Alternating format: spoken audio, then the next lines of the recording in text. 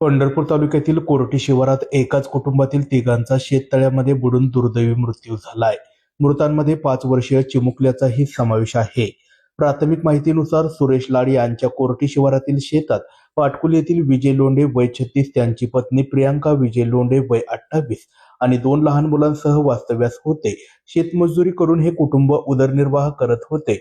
दरम्यान सोमवार दिनांक 8 डिसेंबर 2025 रोजी दुपारी 12:30 वाजण्याच्या सुमारास त्यांचा छोटा मुलगा प्रज्वल लोंढे वय 5 वर्ष हा खेळता खेळता शेततळ्यामध्ये पडला. मुलगा पाण्यात पडल्याचे दिसताच आई प्रियांकाने त्याला वाचवण्यासाठी तळ्यात उडी मारली. त्यानंतर दोघांना वाचवण्यासाठी विजय लोंढे यांनीही तळ्यात उडी घेतली. मात्र पाण्यातील शेवाळ्यामुळे तिघेही बाहेर येऊ न शकल्याने तिघांचाही दुर्दैवी मृत्यू झालाय. घटनेची माहिती मिळताच पंढरपूर ग्रामीण पोलिसांनी घटनास्थळी धाव घेतली. पंप लावून तसेच शेततळे फोडून पाणी बाहेर काढण्यात आले आणि तिघांचेही मृतदेह बाहेर काढण्यात आले आहेत.